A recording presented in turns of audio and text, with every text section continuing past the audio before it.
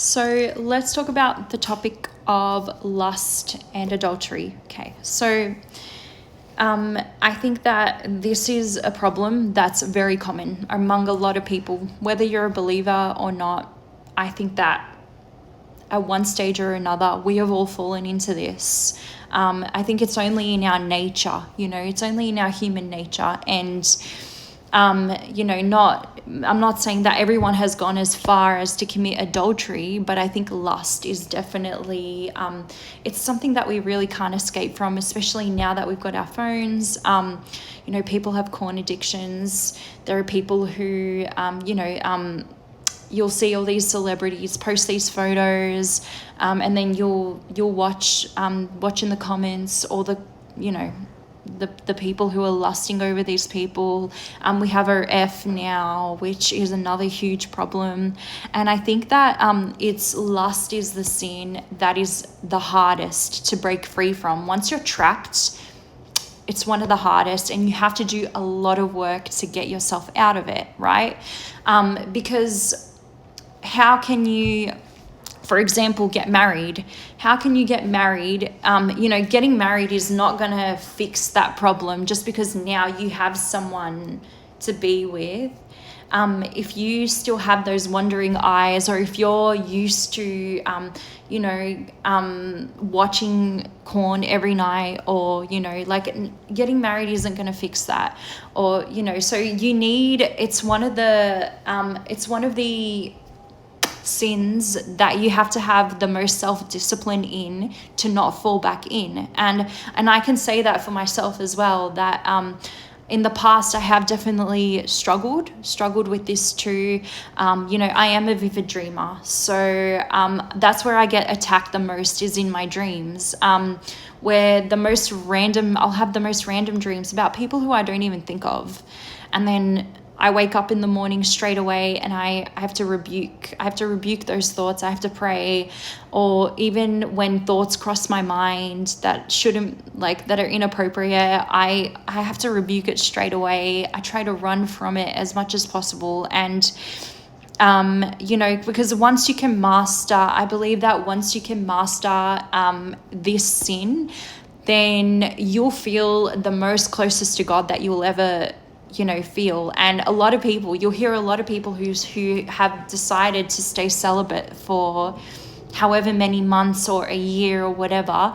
They'll tell you themselves that they've never felt even more closer to God than after overcoming lust, and so let's read what the Bible says about this. So we'll go with Matthew chapter 5, verses 27 to 30. So you have heard that it was said, do not commit adultery. But I tell you, everyone who looks at a woman lustfully has already committed adultery with her in his heart. If your right eye causes you to sin, gouge it out and throw it away. For it's better that you lose one of the parts of your body than for your whole body to be thrown into hell. And if your right hand causes you to sin, cut it off and throw it away. For it's better for you to lose one of the parts of your body than for your whole body to go into hell. So, in this we can see that God is being really direct. The words here are so direct about running from sin.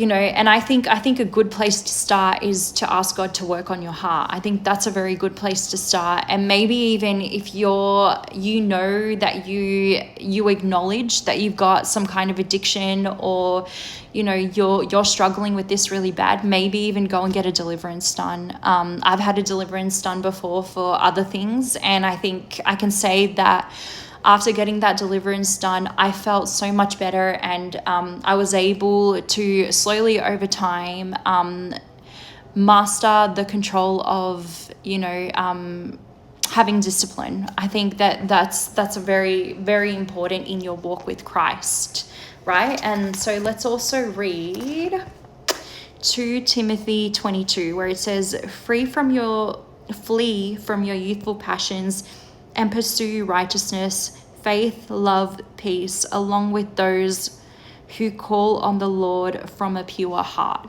So it's telling you to flee from it, flee from lust, flee from your youthful passions, right?